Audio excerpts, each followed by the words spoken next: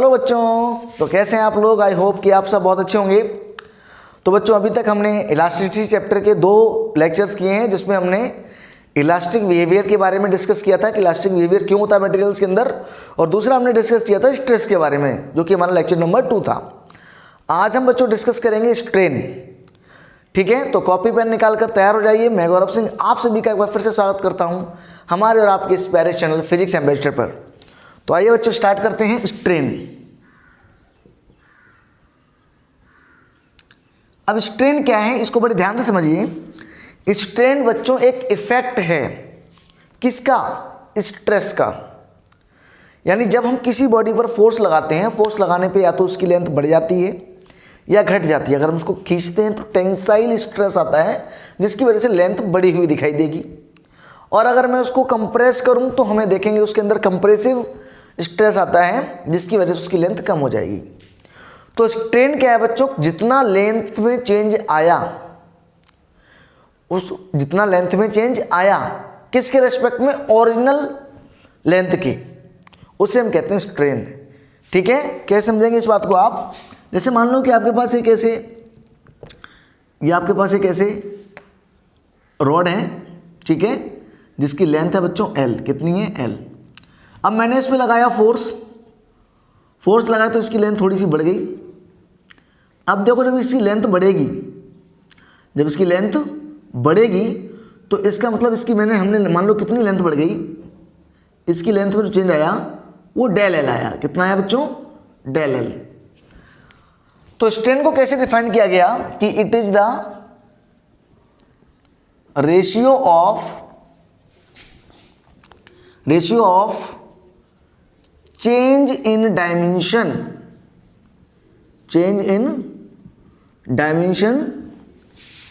To the original dimension, ठीक है, to the original dimension. तो क्या लिखूंगा मैं स्ट्रेन को? स्ट्रेन इज इक्वल टू क्या लिखूंगा? Change in dimension upon original dimension. ठीक है, जो भी चेंज आएगा वो ऊपर लिखा जाएगा और जितना ओरिजिनल था वो नीचे लिखा जाएगा। ये फॉर्मूला हो गया हमारा स्ट्रेन का। क्लियर है? अब देखो इसकी ऐसा यूनिट क्या होगी? It is unitless quantity. क्यों भाई? समझ गए आप यूनिटलेस क्वांटिटी क्यों है? क्योंकि भाई जिस डायमेंशन में चेंज आएगा, मान लो इसकी लेंथ चेंज हुई तो लेंथ का डायमेंशन क्या होगा? मीटर। ठीक है, ओरिजिनल डायमेंशन क्या है? लेंथ के रेस्पेक्ट में लेंथ चेंज हुई है, उसका डायमेंशन भी क्या है? मीटर। तो ऊपर भी मीटर आएगा यूनिट और नीचे भी आएगा, दोनों एक दूसरे से कैंसिल आउट हो जाएंगे, तो हमें मिलेगा क्या? यूनिटलेस क्वांटिटी मिलेगी। ठीक है, फटाफट से नोट करिए इसको, जल्दी से नोट कीजिए या स्क्रीनशॉट ले लो, मैं इसको मिटाता हूँ। ठीक है, या वीडियो पॉज करके इसको नोट कर ले। क्लियर है? तो स्ट्रेन आपको समझ में आ गया कि रेशियो है किसका? डायमेंशन में चेंज का टू द ओरिजिनल डायमेंशन। जितना भी चेंज आए उसको ऊपर लिखना है। ये आएगा किसकी वजह से? स्ट्रेस की वजह से आएगा। ध्यान रखेंगे, अगर स्ट्रेस नहीं होगा तो स्ट्रेन भी नहीं होगा। मैंने फिर क्या बोला? मैंने कहा अगर स्ट्रेस नहीं होगा तो स्ट्रेन भी नहीं होगा।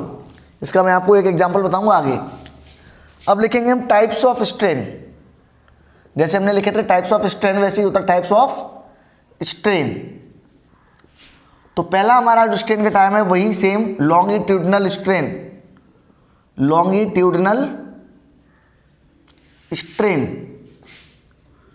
क्या हो जाएगा बच्चों लॉन्गिट्यूडनल स्ट्रेन? कि मान लो एक हमारे पास ये, भाई मैंने बताया ये रॉड है जिसकी लेंथ कितनी है? L है। ठीक है, इसे डिफॉर्मिंग फोर्स लगाया और ये बढ़ गई बच्चों डेल एल। यहाँ से यहाँ तक कितना है इसका आंसर? कितने इसमें चेंज आया? डेल एल का। ठीक है, तो हम क्या लिखेंगे लॉन्गिट्यूडनल स्ट्रेन को? Del L upon L. कितना चेंज आया? Del L. किस रेस्पेक्ट में? एल के रेस्पेक्ट में। तो ये हो गया हमारा del L upon L. Clear है बात? ये हो गया हमारा लॉन्गिट्यूडनल स्ट्रेन। कोई डाउट? इसके बाद हम बात करते हैं दूसरे तरीके की, जिसको हम नाम क्या कहते हैं? Shear strain. Shear strain. अब शियर स्ट्रेन क्या होता है? ध्यान से देखो, जैसे मैंने आपको बताया था शियर स्ट्रेन क्या हुआ, ध्यान से देखिएगा इसको थोड़ा सा। जैसे मान लो आपके पास, मैंने कहा था कि आपके पास मान लो एक सिलेंडर है, ठीक है, ये इस तरीके से रखा हुआ है और नीचे ये इस तरीके से मान लो फिक्स्ड है, ठीक है। मैंने इस पर फोर्स लगाया यूं F, क्लियर है, क्या फोर्स लगाया F, और F फोर्स लगाने के बाद इसकी गर्दन टेढ़ी हो गई, ठीक है। और ये कैसा हो जाएगा, देखो इस तरीके से गर्दन टेढ़ी हो जाएगी। मान लो कि अपनी जगह से डिस्प्लेस हुआ x और इसकी हाइट जो थी वो मान लो कितनी थी h, तो अभी भी ये हाइट कितनी है h, ठीक है। और ये एंगल कितना एंगल डिस्प्लेस हुआ थीटा, देखो ये थीटा बहुत छोटा हुआ, ध्यान से देखो। अगर इसमें धक्का मारूंगा, मैं इसको अगर पुश करता हूं तो क्या होगा इस केस में, पुश करूंगा तो ये थोड़ा सा डिस्प्ले हो, ज़्यादा डिस्प्ले फिर नीचे गिर जाएगा। आप इसको ऐसे भी समझ सकते हो कि अगर कोई चीज़ आपको ऐसे मोड़नी है ऐसे तो टूट जाएगी, फिर वो ज़्यादा फोर्स लगने पर चीज़ टूट सकती है। तो स्ट्रेन यहाँ तक ये आ गया हमने। अब मैं स्ट्रेन को कैसे डिफाइन करता हूँ, मान लो चेंज कितना है x है, या डेल x भी लिखते हैं इसको। तो स्ट्रेन को कैसे लिखूँगा, जितना डिस्प्लेसमेंट हुआ, कितना डिस्प्लेसमेंट हुआ, ये del x upon h, del x upon h। मैं इसको और भी क्या लिख सकता था, तो इसको मैं ऐसे लिख सकता था कि tan theta equal to x upon h। देखो ध्यान से, टेन थीटा क्या होता है, x अपॉन h।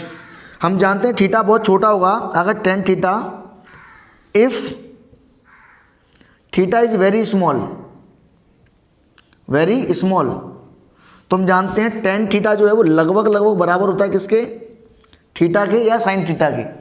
ये बात पता होनी चाहिए आपको, थीटा जब छोटा हो, बहुत छोटा हो थीटा, तो थीटा, साइन थीटा और टेन थीटा की जो वैल्यू है वो लगभग बराबर होती है, ठीक है। क्यों बराबर होती है, क्योंकि आप जानते हो साइन का थीटा कहाँ से, साइन जो जीरो है उसकी वैल्यू जीरो होती है, टेन जीरो की वैल्यू भी जीरो होती है। बात समझ में आ रही है कि, ठीक है। तो जब दोनों ये जीरो थोड़ा सा बढ़ेंगे तो जीरो से थोड़ा सा बड़ा होगा, थोड़ा सा बड़ा होगा, इसका मतलब इसके लगभग कैसे होंगे, बराबर होंगे। इसलिए एजम्पशन हम मान के चलते हैं, क्लियर है। तो यहाँ पर मैं क्या लिख सकता हूँ, तो यहीं पे मैं लिख सकता हूँ कि जो शियर स्ट्रेन है, शियर स्ट्रेन है उसको मैं लिख सकता हूँ, क्या लिख सकता हूँ बच्चों, थीटा बराबर क्या लिख सकता हूँ मैं, इसको ऐसे लिख सकता हूँ, थीटा बराबर X Y H, X Y H, theta, theta equal to del X Y H या एक्स वाई एच, आप जो भी, अगर आप इसको डेल एक्स लोगे तो डेल एक्स, अगर एक्स लेते हो तो एक्स, यानी जितना डिस्प्लेसमेंट हुआ है वो और किस लेंथ के अलोंग, यानी लेंथ के परपेंडिकुलर ये गया है अपनी जगह से, इस लेंथ के परपेंडिकुलर डिस्प्लेस हुआ है, तो ये लेना है जितना डिस्प्लेस हुआ है वो, और प्लस जिस लेंथ के परपेंडिकुलर हुआ है, इनको लेंगे तो हमें मिलेगा थीटा की वैल्यू। और थीटा बोल दो, या इसको हम शियर स्ट्रेन बोलेंगे, del X by H. Note कर लो फटाफट, डेल एक्स बाई एच, ठीक है, डेल एक्स बाई एच।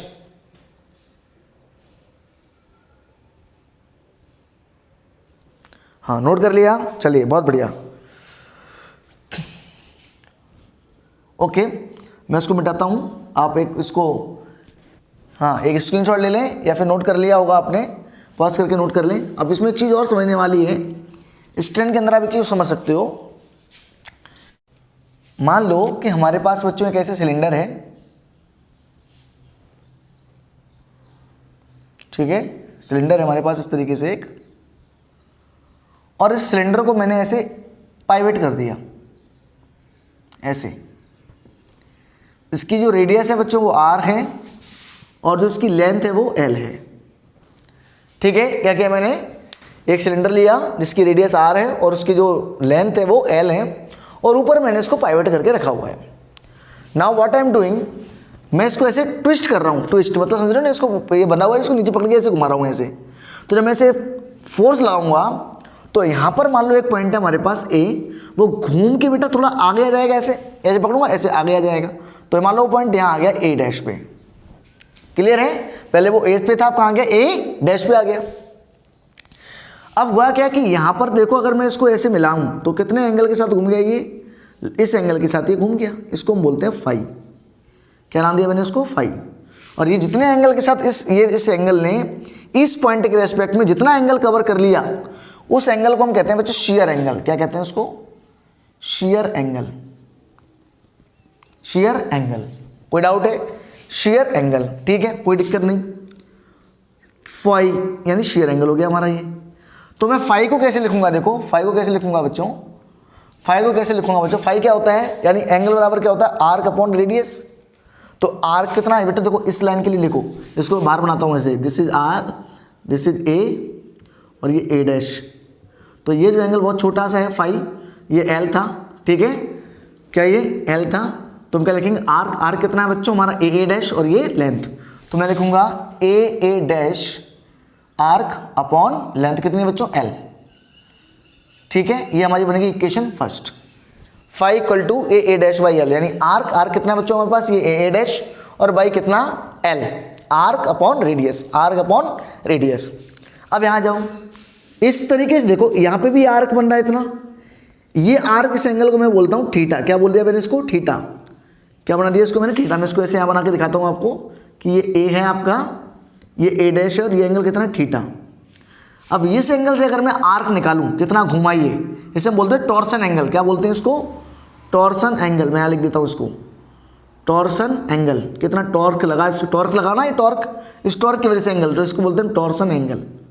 ये टॉर्सन एंगल हुआ कितना, क्या होगा? ये थीटा। अब यहाँ से अगर मैं निकालूं ए डैश निकालूं तो कितना आएगा? ए डैश।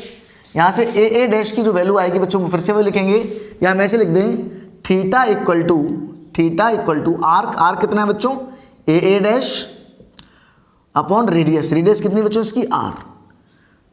इस वाले में देखो आर्क अपॉन रेडियस है भाई, इसके लिए तो रेडियस ये हुई ना, जो आपस का इसके लिए तो रेडियस ये हुई, और इसके लिए देखो यहाँ घूम रहा है, इसके लिए रेडियस ये हुई। तो यहाँ क्या आ जाएगा बच्चों? आर्क यानी ए डैश अपॉन रेडियस। क्लियर है बात? अब दोनों जगह से देखो, अगर मैं यहाँ देखो ए डैश और ए डैश वहाँ पे भी है, तो एक काम करता हूँ, पहले मैं इसको ऐसे लिख लेता हूँ एक बार। यहाँ से मैं क्या निकालूंगा? A dash equal to phi L, और यहाँ से अगर मैं ए डैश निकालूंगा तो आ जाएगा आर थीटा। ये हो गई इक्वेशन फर्स्ट और ये हो गई इक्वेशन सेकंड। क्लियर है बात? इक्वेशन फर्स्ट और सेकंड। मैं इसको मिटा देता हूँ, ठीक है। अब देखो, from equation first and second क्या हो जाएगा बच्चों? Phi L equal to R theta, phi L equal to R theta. तो फाई इक्वल टू हो जाएगा बच्चों आर थीटा बाई एल। ये एक्सप्रेशन हो गया हमारा शियर एंगल के लिए। कौन सा एंगल है बच्चों? ये शियर एंगल। क्या मेरी बात समझ में आई तुम्हें? मैं फिर से बता रहा हूँ, इसको मैंने ऐसे घुमाया, लेंथ एल थी, जब घुमाऊंगा तो ये ए पॉइंट अपनी जगह से डिस्प्लेस होकर यहाँ पहुँच जाएगा। तो मान लो ये फाई एंगल के साथ घूम गया, इस एंगल के रेस्पेक्ट में फाई घूम गया, तो यहाँ से मैं फाई निकालूंगा। फाई होता है कि बच्चों ये एंगल क्या होता है? Arc upon radius. मैंने यहाँ बना के दिखाया आपको, आर्क अपॉन रेडियस, ये आ गया arc A dash upon radius. फिर मैंने क्या किया, इसको लिया नीचे वाले पार्ट को, यहाँ से देखा आर्क निकाला, तो ये होता है theta equal to arc upon radius, theta equal to arc upon radius, और यहाँ से ए डैश के लिए आर थीटा आई। फिर मैंने देखा यहाँ भी A dash equal to phi L है, A dash equal to R theta है। मैंने दोनों को इक्वेट किया, then we got phi equal to R theta by L, and theta is the torsion angle and where L is the height of this cylinder.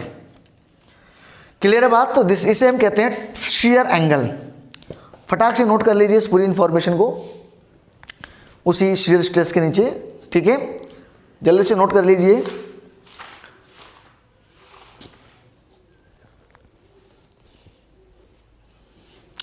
कर लिया note? हाँ, कर लिया नोट? चलिए मैं रेज करता हूं इसको बच्चों।